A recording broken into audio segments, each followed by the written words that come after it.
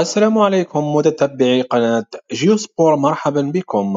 أعلن نادي ريال مدريد الإسباني بشكل رسمي رحيل الفرنسي كريم بنزيما نجم الفريق خلال فترة الانتقالات الصيفية الحالية.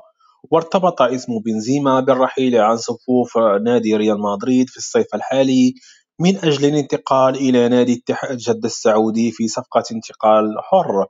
وفي بيان رسمي أصدره نادي ريال مدريد، أعلن من خلاله رحيل كريم بنزيما عن صفوف الميرينغي بشكل رسمي مع نهاية عقده مع الفريق.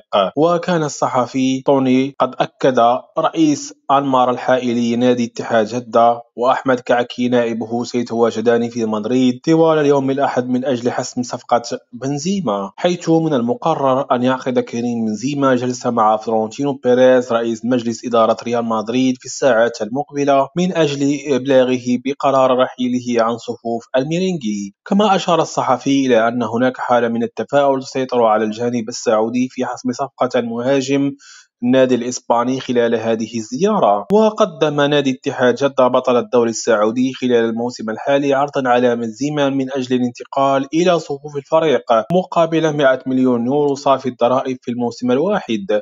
وحسب ما أكدته عدة تقارير سعودية أن المهاجم الفرنسي قد وافق على العرض المقدم من جانب اتحاد جدة رغم نفي بنزيما رحيله في الفترة الحالية عن صفوف نادي ريال مدريد. ويرتبط المهاجم الفرنسي بعقد يمتد حتى صيف 2023، أي أنه ينتهي خلال الشهر الجاري. وحتى الآن لم يتفق الطرفان على تجديد العقد من أجل استمرار المهاجم ضمن صفوف الميرينغي لأطول فترة ممكنة.